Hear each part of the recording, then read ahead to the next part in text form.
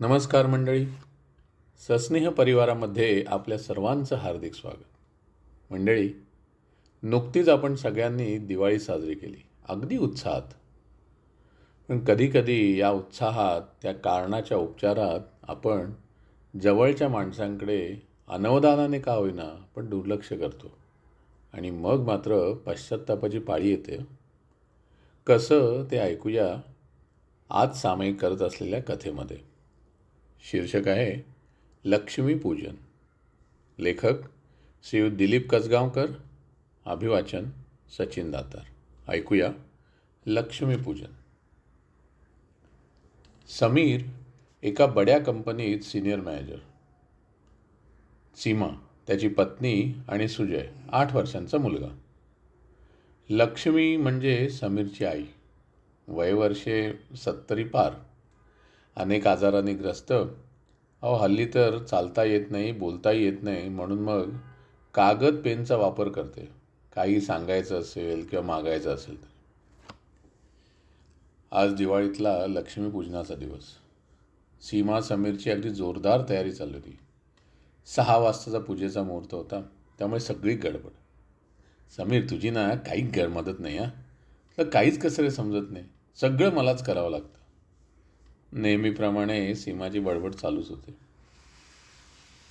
सुजय, आजीला विचार, पूजेला कोणती लिंक वापरायची आहे.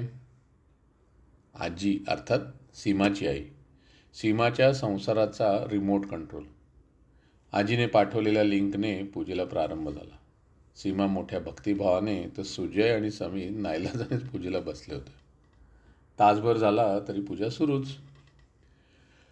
कंटाळून समीरने जरा बिचकतच सासूबाईंना मेसेज केला.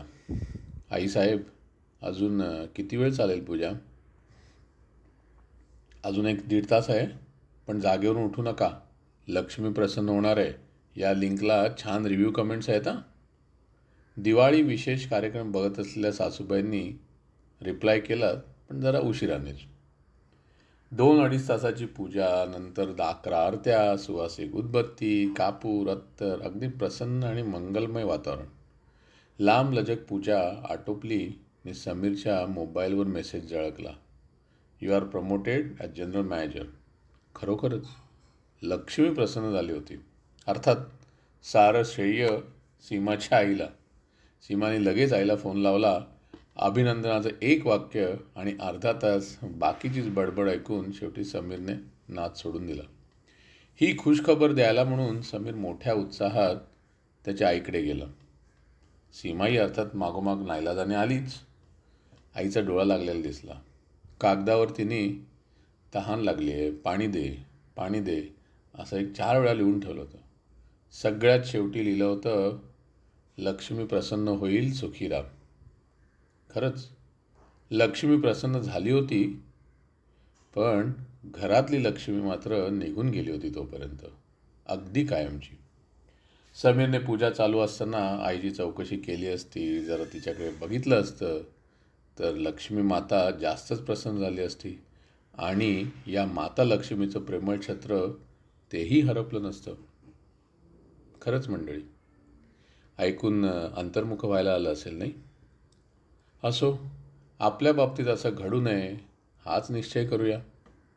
आजचं अभिवाचन आणि आपलं सस्नेह चॅनल लाईक करा, शेअर करा आणि सबस्क्राईबसुद्धा करा. यूट्यूब आणि स्पॉटिफायवर सुद्धा. धन्यवाद.